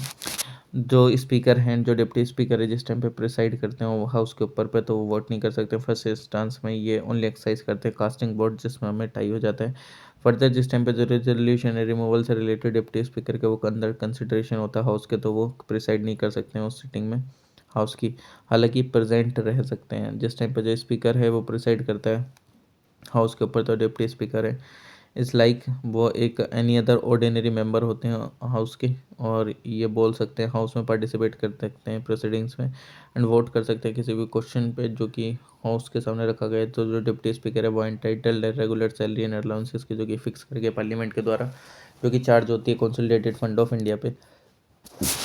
Up to the 10th Lok Sabha जो जितने भी जो स्पीकर हैं डिप्टी स्पीकर थे उनको यूजुअली वो रूलिंग पार्टी से हो जाते, लेकिन जो 11th लोकसभा थी इसमें कंसेंसस बनाया गया कि जो स्पीकर थे वो आएगा रूलिंग पार्टी से, रूलिंग अलायंस, और जो पोस्ट है डिप्टी स्पीकर की वो मेन अपोजिशन पार्टी से। जो स्पीकर हैं डिप्टी स्पीकर है जिस टाइम पे एज्यूम करते हैं ऑफिस को तो वो do not make any subscribe और एनी सेपरेट ओथ उनको नहीं लेनी पड़ती है सच, ठीक। जो इंस्टीट्यूशन है स्पीकर का डिप्टी स्पीकर का ओरिजिनेट हुआ था इंडिया में 1921 में, किस प्रोविजन में, गवर्नमेंट ऑफ इंडिया 1919 जो कि मोंटेग्यू केम्स फोर्ड रिफॉर्म आए थे। एट द टाइम जो स्पीकर था डिप्टी स्पीकर था उनको president and deputy prime minister president respective कहा जाता था एंड जो सेम नोमेनक्लेचर था वो 1947 तक चला। तो 1921 से पहले जो गवर्नर जनरल ऑफ इंडिया थे वो प्रिसाइड करते थे मीटिंग्स पे सेंट्रल लेजिस्लेटिव काउंसिल के। 1921 में जो फ्रेडरिक वाइट थे एंड सचिन सिन्हा थे उनको अपॉइंट करा गया गवर्नर जनरल ऑफ इंडिया के द्वारा as the first speaker and first deputy speaker respectively to the central legislative assembly. और 1925 में जो बिट्टल भाई जे पटेल थे वो बने पहले Indian and the first elected speaker central legislative assembly के। जो गवर्नमेंट ऑफ इंडिया एक्ट 1935 का उसने चेंज कर दिया नोमेनक्लेचर प्रेसिडेंट का डेप्यूटी प्रेसिडेंट का सेंट्रल लेजिस्लेटिव असेंबली से to the speaker and deputy speaker respectively. However जो ओल्ड नोमेनक्लेचर था वो कंटिन्यू रहा 1947 तक as a federal part of the 1935 जो कि इम्प्लीमेंट नहीं हुआ था। जीवी मावलंकर अनंतशयनम अयंगर वो डिस्टिंक्शन यानी कि being the first speaker and first deputy speaker आपको ये देखने को मिलेंगे, यानी कि J B Mavalankar first speaker first deputy speaker Ananthasayanam Ayyangar जो थे, ठीक। ओके नेक्स्ट चलते हैं। of the G.B. Mavalekar ने also held the post of speaker in the Constituent Assembly legislative में as well as the provisional government. इन्होंने होल्ड करी थी post of speaker of Lok Sabha continuously एक डिकेड के लिए 1946 से 56 तक। जो पैनल था चेयरपर्सन का लोकसभा के, रूल ऑफ लोकसभा में जो स्पीकर था वो नॉमिनेट करा जाता था अमंगस्ट द मेंबर, जो भी पैनल के होते थे, नॉट मोर देन 10 चेयरपर्सन, और इनमें से फिर कोई भी प्रिसाइड करता था हाउस के ऊपर इन absence of speaker deputy speaker, और इसको सेम पावर होती है एज द जो स्पीकर के पास होती हैं। ठीक, वेंस ऑफ प्रोसाइडिंग ये होल्ड करते हैं ऑफिस को until a new panel of chairperson is nominated. जिस टाइम पे जो मेंबर है, ठीक, when a member of the panel of chairperson when a member of the panel of chairperson is also not present, तो जो कोई भी अदर पर्सन है डिटरमाइन करा गया हाउस के द्वारा वो एक्ट करेगा एज द स्पीकर। और ये it must B emphasised here that कि जो मेंबर है पैनल का चेयरपर्सन के, वो प्रिसाइड नहीं कर सकता है ओवर द हाउस जिस टाइम पे जो ऑफिस है स्पीकर का, डिप्टी स्पीकर का, वो वैकेंट पड़ा है। इस समय पे जो स्पीकर है ड्यूटीज़ जो स्पीकर्स की ड्यूटीज़ है वो परफॉर्म करी जाएंगी उस मेंबर के द्वारा हाउस के एज द प्रेसिडेंट, जो भी नॉमिनेट करा जाएगा उस पर्पज़ के लिए। जो इलेक्शन है वो हेल्ड होता है जितना जल्दी से जल्दी हो सके। स्पीकर प्रोटेम यानी कि ये प्रोवाइड करा जाता है कॉन्स्टिट्यूशन के द्वारा। जो स्पीकर होता है, जो लास्ट लोकसभा वैकेट होती है तो उसके immediately before the first meeting of the newly elected Lok Sabha, यानी कि फिर जो पहली मीटिंग होती है न्यूली इलेक्टेड लोकसभा की, तो प्रेसिडेंट जो है कि वो अपॉइंट करते हैं मेंबर लोकसभा के as the speaker protem. Usually ये जो सीनियर मोस्ट मेंबर होता है ये सिलेक्ट होता है इसके लिए। जो प्रेसिडेंट है हिमसेल्फ वो एडमिनिस्टर करते हैं ओथ स्पीकर प्रोटेम के लिए। स्पीकर प्रोटेम के पास ऑल जितनी पावर होती है स्पीकर की वो होती है, प्रिसाइड करता है फर्स्ट मीटिंग में न्यूली इलेक्टेड लोकसभा की, और इनका जो मेन ड्यूटी होती है वो एडमिनिस्टर करना होता है ओथ जितने भी न्यू मेंबर है, और ये इनेबल करता है जो भी हाउसेस होते हैं कि वो इलेक्ट करें न्यू स्पीकर को। जिस टाइम पे न्यू स्पीकर इलेक्ट हो जाता है सदन के द्वारा, तो जो ऑफिस है स्पीकर प्रोटेम का वो ख़त्म हो जाता है, और इनका जो ऑफिस है वो टेम्प्रेरी ऑफिस होता है existing for a few days. Chairman Rajya Sabha के यानी कि जो प्रिसाइडिंग ऑफिसर है राज्यसभा के, उसको जाना जाता है एज अ चेयरमैन। जो वाइस प्रेसिडेंट इंडिया के, उसको एक्स ऑफिशियो चेयरमैन बन जाते हैं वो राज्यसभा के। और ड्यूरिंग एनी पीरियड जिस टाइम पे जो वाइस प्रेसिडेंट वो एक्ट करते हैं एज अ प्रेसिडेंट और डिस्चार्ज करते हैं फंक्शन प्रेसिडेंट का, तो वो परफॉर्म नहीं कर सकते हैं duties as a chairman of the Rajya Sabha. तो जो चेयरमैन है राज्यसभा का वो रिमूव करा जा सकता है ऑफिस से, इफ़ अगर उनको रिमूव करा जाए वाइस प्रेसिडेंट के पद से। तो एज ए प्रिसाइडिंग ऑफिसर जो पावर एंड फंक्शन है चेयरमैन की राज्यसभा में वो सिमिलर होती हैं जैसे स्पीकर की होती हैं लोकसभा में। हाउएवर जो स्पीकर होता है दो स्पेशल पावर होती हैं जो कि एंजॉय करी जाती हैं चेयरमैन के द्वारा। जैसे कि स्पीकर जो वो डिसाइड करता है जैसे कोई भी बिल है, मनी बिल है और नोट, तो इसका जो डिसीजन इस क्वेश्चन में फाइनल होता है। जो स्पीकर है डिसाइड करता है जॉइंट सिटिंग के ऊपर दोनों सदनों के पार्लियामेंट के। अनलाइक द स्पीकर, तो जो कि मेंबर होता है हाउस का, जो चेयरमैन होता है is not a member of the house, but like the speaker जो चेयरमैन है वो भी वोट नहीं कर सकता फर्स्ट इंस्टेंस में। He too can cast a vote, किस में, in the case of an equality of votes. ठीक, और जो वाइस प्रेसिडेंट है वो प्रिसाइड नहीं करता over the sitting of the Rajya Sabha. ठीक, कि जो वाइस प्रेसिडेंट है वो प्रिसाइड नहीं कर सकता sitting of the Rajya Sabha as its chairman. जिस टाइम पे जो उसका रिजोल्यूशन उनके रिमूवल का वो कंसिडरेशन हो, हाउएवर वो प्रेजेंट हो सकते हैं, बोल सकते हैं हाउस में, पार्ट ले सकते हैं प्रोसीडिंग्स में, बट वोट नहीं दे सकते हैं उस समय पे।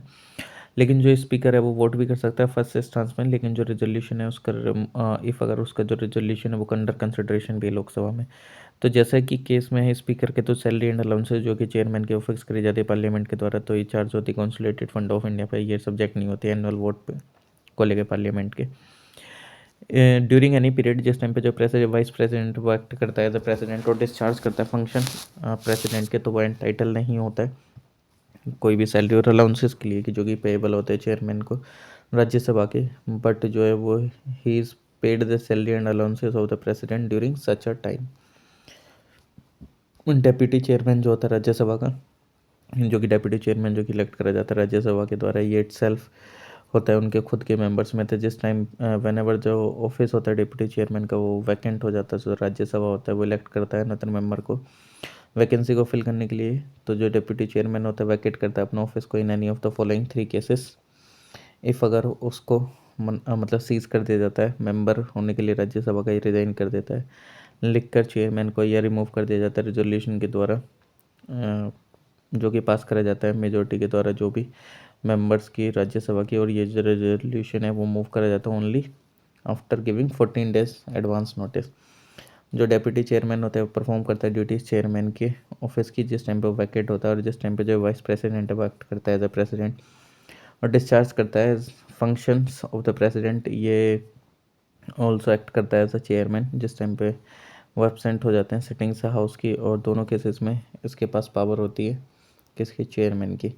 और ये एम्फोसाइज करता है डिप्टी चेयरमैन जो कि वो सबॉर्डिनेट नहीं होता है चेयरमैन का, ये डायरेक्टली रेस्पॉन्सिबल होता है राज्यसभा को, लाइक जो चेयरमैन होता है और डिप्टी चेयरमैन होते हैं वो प्रिसाइड करते हैं ओवर द हाउस, और वो वोट नहीं कर सकते फर्स्ट इंस्टेंस में।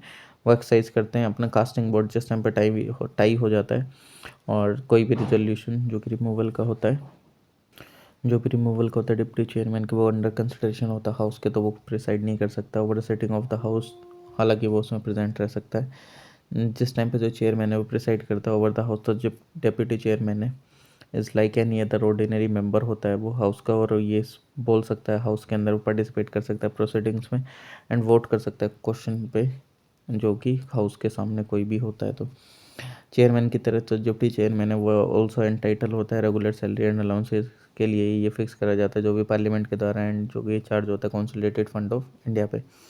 Panel of vice chairperson of Rajya Sabha, यानी कि under the rules of Rajya Sabha जो चेयरमैन होता है वो नॉमिनेट करा जाता है अमंगेस्ट द मेंबर, जो कि एक पैनल होता है वाइस चेयरपर्सन का, और any one of them can preside over the house in the absence of chairman और द डेप्यूटी चेयरमैन। यानी कि अगर एब्सेंस होती है चेयरमैन और डेप्यूटी चेयरमैन की तो उस समय कोई भी उस पर आ सकता है। ठीक, जो भी एक मतलब एक तरीके से जो भी सदन का मेंबर होगा उसको भी वो सारी पावर दी जाएंगी जैसे चेयरमैन की होती थी, और वो भी होल्ड करेगा ऑफिस जब तक कि न्यू पैनल जो कि until a new panel of vice chairperson is nominated. जिस टाइम पे जो मेंबर है पैनल का वाइस चेयरपर्सन का इज़ ऑल्सो नॉट प्रेजेंट, तो उस समय पे तो जो कोई अदर पर्सन होता है जो कि डिटरमाइन करा जाता है हाउस के द्वारा वो एक्ट करता है as the chairman. It must be emphasise at that कि जो मेंबर होता है पैनल का चेयरपर्सन का वो प्रिसाइड नहीं कर सकता है हाउस के ऊपर जिस टाइम पे जो ऑफिस है चेयरमैन का डिप्टी चेयरमैन का वो वैकेंट हो, और इस समय पे जो चेयरमैन की जो ड्यूटीज सब परफॉर्म करी जाती हैं मेंबर के द्वारा हाउस के एज द प्रेसिडेंट जो कि अपॉइंट करता है उनको। इस पर्पज़ के लिए जो इलेक्शन है वो जल्द से जल्द होता है इस वैकेंसी को फिल करने के लिए। सेक्रेटेरिएट ऑफ पार्लियामेंट, यानी कि जो हर एक सदन है मतलब जो दोनों सदन पार्लियामेंट के उसका सेपरेट सेक्रेटेरिएट स्टाफ होता है, और हाँ तो there can be some post common, कुछ पोस्ट कॉमन होती है दोनों के लिए। इनका जो रिक्रूटमेंट सर्विस कंडीशन है रेगुलेट करा जाता है पार्लियामेंट के द्वारा। जो सेक्रेटेरिएट होता है हाउस का वाइट करा जाता है सेक्रेटरी जनरल के द्वारा, ये एक परमानेंट ऑफिसर होता है अपॉइंट करा जाता है प्रिसाइडिंग ऑफिसर के द्वारा हाउस के। Leader in parliament, leader in parliament में अगर आप देखें तो लीडर ऑफ द हाउस होते हैं under the rules of Lok Sabha. तो लीडर ऑफ द हाउस होते हैं उसका मतलब होता है प्राइम मिनिस्टर, ये जो मेंबर होते हैं लोकसभा के, और ये मिनिस्टर होते हैं जो कि मेंबर होते हैं लोकसभा के, नॉमिनेट करे जाते हैं प्राइम मिनिस्टर के द्वारा। ठीक, और अब मिनिस्टर जो कि मेंबर होते हैं लोकसभा के नॉमिनेट करे जाए प्राइम मिनिस्टर के द्वारा, जो कि परफॉर्म कर सकते हैं function as the leader of house. There is also leader of house in the Rajya Sabha, ये एक मिनिस्टर होते हैं एंड मेंबर होते हैं राज्यसभा के, एंड जो नॉमिनेट करे जाते हैं प्राइम मिनिस्टर के द्वारा फंक्शन करने के लिए। जो लीडर होते हैं हाउस के इन आइदर मैनर एक इम्पोर्टेंट फंक्शनरी होते हैं, एक्सरसाइज करते हैं direct influence on the conduct of business. He can also nominate a deputy leader of the house, और जो सेम फंक्शनरी होती है यूएसए में उसी को हम मेजोरिटी लीडर बोलते हैं। लीडर ऑफ द अपोजिशन, हर एक हाउस में in each house of parliament there is a leader of the opposition, तो जो लीडर होता है लार्जेस्ट अपोजिशन पार्टी का उसके पास लगभग एक 1/10 सीट होनी चाहिए टोटल स्ट्रेंथ की, तभी वो रिकॉग्नाइज करा जा सकता है as a leader of the opposition उस हाउस में। In parliamentary system of government जो लीडर ऑफ द अपोजिशन होते हैं वो सिग्निफिकेंट रोल प्ले करते हैं। इनका जो मेन फंक्शन होता है वो प्रोवाइड करना होता है कंस्ट्रक्टिव क्रिटिसिज्म पॉलिसीज का गवर्नमेंट का, एंड प्रोवाइड करने एक ऑल्टरनेटिव गवर्नमेंट। देयरफॉर जो लीडर हो अपोजिशन का लोकसभा में एंड राज्यसभा में वो अकॉर्ड करता है स्टैट्यूटरी रिकॉग्निशन जो कि 1977 में दिया गया था। ये एंटाइटल होते हैं salary allowance and other facilities जो कि इक्विवेलेंट होती है कैबिनेट मिनिस्टर के। 1969 में एक official leader of the opposition को रिकॉग्नाइज करा गया था पहली बार।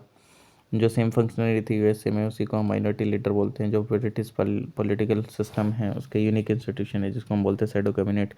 ये फॉर्म करा जाता है अपोजिशन पार्टी के द्वारा बैलेंस करने के लिए। रूलिंग कैबिनेट को प्रिपेयर करे जाते हैं उसके मेंबर्स को फ्यूचर मिनिस्टीरियल ऑफिस को। इस इन दिस जो शैडो कैबिनेट होती है ऑलमोस्ट अगर एक मेंबर होता है रूलिंग कैबिनेट का, वो शैडो करा जाता है by corresponding members in the opposition cabinet.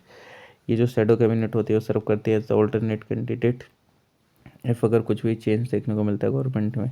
Date is why दो आइवर जेनिंग्स से डिस्क्राइब करते हैं लीडर ऑफ अपोजिशन को as the alternative prime minister. ये एंजॉय करते हैं स्टेटस मिनिस्टर का जो कि दिया जाता है गवर्नमेंट के द्वारा। ठीक, विप यानी कि जो ऑफिस ऑफ द लीडर होते हैं हाउस के एंड जो लीडर ऑफ द अपोजिशन होते हैं वो मेंशन नहीं है कॉन्स्टिट्यूशन ऑफ इंडिया में। ये मेंशन करे गए रूल्स ऑफ हाउस में पार्लियामेंट्री स्टैट्यूट रेस्पेक्टिवली। जो ऑफिस है विप का ऑन द अदर हैंड वो मेंशन नहीं है कॉन्स्टिट्यूशन ऑफ इंडिया में, ना ही रूल्स ऑफ हाउस में, ना ही पार्लियामेंट्री स्टैट्यूट में। ये बेस्ड है कन्वेंशन पे पार्लियामेंट्री गवर्नमेंट के। जो हर एक पॉलिटिकल पार्टी होती है वेदर रूलिंग हो अपोजिशन हो उसका खुद का ओन विप होता है पार्लियामेंट में। ये अपॉइंट करी जाती है पॉलिटिकल पार्टी के द्वारा जो कि असिस्ट करते हैं फ्लोर लीडर को। ये he is charge with the responsibility जो कि इंश्योर करती है अटेंडेंस उसके पार्टी मेंबर्स की लार्ज नंबर में, सिक्योर करती है सपोर्ट इन फेवर और अगेंस्ट अ पर्टिकुलर इशू। ये रेगुलेट करती है, मॉनिटर करती है अपने बिहेवियर। पार्लियामेंट में जो मेंबर होते हैं वो सपोज्ड टू फॉलो की जो डायरेक्शन दी जाए विप के द्वारा उसको जो भी मेंबर है उस पॉलिटिकल पार्टी का फॉलो करें। यानी कि कुल मिला के डायरेक्शन होता है जो कि विप बोलते हैं उसको, जैसे उन्होंने बोला वैसा करना है आपको। नहीं करोगे तो डिसिप्लिनरी एक्शन आपके खिलाफ ले लेगी आपकी पॉलिटिकल पार्टी।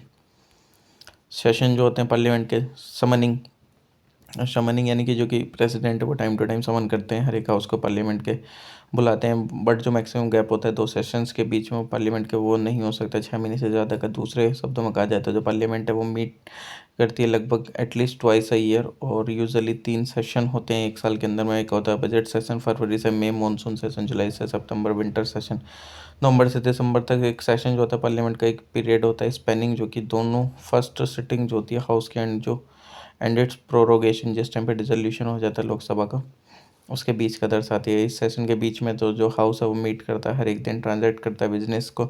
और जो पीरियड होता है स्पेनिंग किसके बीच में, prorogation of house and it's reassembly in a new session, उसको हम रेसेस बोलते हैं। जो एडजर्नमेंट होता है यानी कि जो सेशन है पार्लियामेंट का वो कंसिस्ट करता है काफ़ी सारी मीटिंग। हर एक जो मीटिंग होती है ऑफ अ डे वो कंसिस्ट करती है 2 सिटिंग यानी कि मॉर्निंग सिटिंग होती है 11 से 1 बजे तक एंड पोस्ट लंच सिटिंग होती है 2 से 6 बजे तक। जो सिटिंग होती है पार्लियामेंट की वो टर्मिनेट करी जा सकती है एडजर्नमेंट के थ्रू या एडजर्नमेंट साइन और डाई के थ्रू या प्रोरोगेशन और डिसोल्यूशन के थ्रू।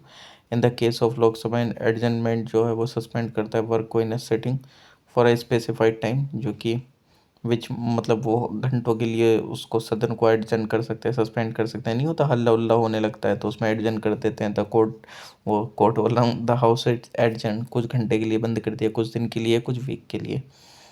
ठीक, जो एडजनमेंट साइन एंड डाई होते हैं इसका मतलब होता है कि जो टर्मिनेट कर दिया जाता है सिटिंग ऑफ पार्लियामेंट को इंडेफिनिट पीरियड के लिए, कुछ नहीं पता कब होगा। देखो एडजर्नमेंट में तो सिंपल कुछ घंटे, कुछ दिन, कुछ हफ्ते के लिए हो गया। एडजर्नमेंट साइन एंड डाई यानी कि वो कुछ नहीं पता कब दोबारा से बुलाया जाएगा। दूसरे शब्दों में कहा जाए तो जिस टाइम पे जो हाउस ऑफ एडजन कर दिया जाता है without naming a day for reassembly उसको हम एडजनमेंट साइन डाई बोलते हैं। ये जो पावर एडजनमेंट की as well as adjournment sine and डाई की ये प्रिसाइडिंग ऑफिसर के हाथ में होती है हाउस के। और ये बुला भी सकता है सदन को बिफोर द डेट और टाइम जो भी इन्होंने डिसाइड करा है एडजनमेंट का, ये उससे पहले भी। ठीक, ओके, चलिए नेक्स्ट। प्रोरोगेशन यानी कि जो प्रिसाइडिंग ऑफिसर होता है जैसे कि स्पीकर या चेयरमैन वो डिक्लेयर करता है हाउस को adjourn sine and die when the business over session is completed. ठीक, जब पूरा सदन हो जाता है but within the next few days जो प्रेसिडेंट है वो इशू करता है एक notification prorogation of the session. और जो प्रेसिडेंट है वो क्या कर सकता है, प्रोरोग कर सकता है हाउस को जिस time while in the session. जो स्पेसिफिक डिफरेंस है एडजमेंट एंड प्रोरोगेशन का वो समराइज़ करा गया टेबल में, अभी हम आपको उसमें से और डिटेल में बता देते हैं। देखो ये रहा कि जो एडजमेंट है वो एक टर्मिनेटिंग है सिटिंग की, not a session of the house. Prorogation यानी कि टर्मिनेट करता है पूरी सिटिंग को, बट पूरे सेशन को भी, ठीक, सिटिंग के साथ साथ पूरे सेशन को भी प्रोरोगेशन कर दिया जाता है। ये डिटरमाइन करा जाता है प्रिसाइडिंग ऑफिसर के द्वारा, ये प्रेसिडेंट ऑफ इंडिया के द्वारा है। ये अफेक्ट नहीं करता है किसी भी बिल को या किसी भी अदर बिजनेस को जो कि पेंडिंग है हाउस में, या और द जो सेम है वो रिज्यूम हो सकता है जिस टाइम पे मीटिंग दोबारा बुलाई जाए। ये इफेक्ट नहीं करता किसी भी बिल को और अदर बिजनेस को जो कि pending before the house. However जितने भी पेंडिंग नोटिस होते हैं other than the introducing bill, वो लैप्स हो जाते हैं ऑन प्रोरोगेशन, एंड जो फ्रेश नोटिस हैं वो दिए जाते हैं नेक्स्ट सेशन के लिए। ब्रिटेन में प्रोरोगेशन ब्रिंग्स का मतलब क्या होता है, जितनी भी बिल हैं वो सारे एंड हो जाएंगे, जो अनदर बिजनेस है वो पेंडिंग होगा हाउस के सामने, और एनी अदर मतलब और एनी अदर बिजनेस पेंडिंग, सारी चीज़ें ख़त्म हो जाती हैं प्रोरोगेशन के साथ ब्रिटेन में, कुछ रिज्यूम नहीं होता है। डिसोल्यूशन में जिस टाइम पे जो राज्यसभा है वो एक परमानेंट हाउस है, उसका डिसोल्यूशन नहीं हो सकता, ओनली जो लोकसभा है वो डिसोल्यूशन हो सकती है। अनलाइक ए प्रोरोगेशन, तो एक डिसोल्यूशन जो कि एंड कर देता है पूरी लाइफ को, जो कि एग्जिस्टिंग होती है हाउस की, एंड जो न्यू हाउस है वो कंस्टिट्यूट होता है एक जनरल इलेक्शन के द्वारा। और जो डिसोल्यूशन है लोकसभा का वो टेक प्लेस होता है दो तरीक़ों में। एक होता है ऑटोमेटिक डिसोल्यूशन, ये that is on the expiry of its tenure of 5 year, यानी कि जब 5 साल पूरे ख़त्म हो जाए, या एक्सटेंड कर दिया नेशनल इमरजेंसी को, फिर उसके बाद 6 महीने तक रह सकते हैं, फिर ख़त्म हो सकता है। या जिस टाइम पे जब प्रेसिडेंट है वो डिसाइड करे डिसॉल्व करने का लोकसभा को, ठीक, once the Lok Sabha is dissolve before the completion of its normal tenure, तो डिसोल्यूशन जो है वो इर्रिवोकेबल है। जिस टाइम पे जो लोकसभा है वो डिसॉल्व हो जाती है, तो जितने भी बिजनेस है including bills, motion, resolution, notice, petition जो कि पेंडिंग होते हैं बिफोर इट और कमेटी, वो लैप्स हो जाते हैं, ठीक। They must be reintroduce in the newly elected Lok Sabha. However जो कुछ पेंडिंग बिल्स हैं, जो ऑल पेंडिंग एश्योरेंसेज हैं, वो एग्जामाइन होते हैं कमेटी ऑन गवर्नमेंट एश्योरेंस के थ्रू, एंड वो लैप्स नहीं होते हैं डिसोल्यूशन पर लोकसभा के।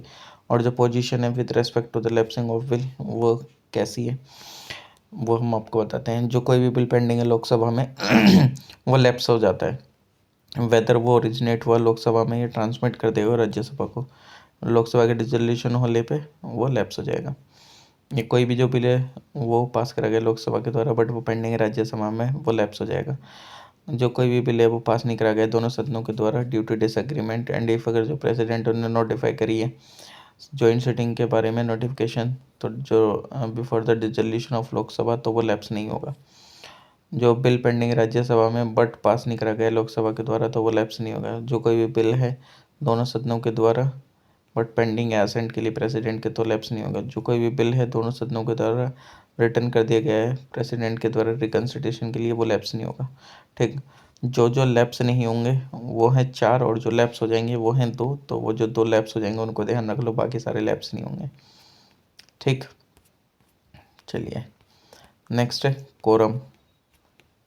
कोरम यानी कि वो जो मिनिमम नंबर ऑफ मेंबर्स की ज़रूरत होती है हाँ सदन को चलाने के लिए, तो ये एक 1/10 ऑफ द टोटल मेंबर्स की ज़रूरत होती है हाउस में, ठीक। इसका मतलब ये है कि there must be at least 55 member present होने चाहिए लोकसभा में, 25 मेंबर राज्यसभा में। कोई भी बिजनेस कंडक्ट होने के लिए अगर ये जो कोरम है मीटिंग में नहीं होता, तो ये जो ड्यूटी है प्रिसाइडिंग ऑफिसर की either to adjourn the house, या तो वो एडजन कर सकते हैं हाउस को या सस्पेंड कर सकते हैं मीटिंग जब तक कि वो कोरम मीट नहीं होता है। ओके, तो चलिए मिलते हैं आप लोगों से नेक्स्ट वीडियो में, ठीक है। तब तक के लिए thank you. Please like share comment and subscribe. Bye everyone.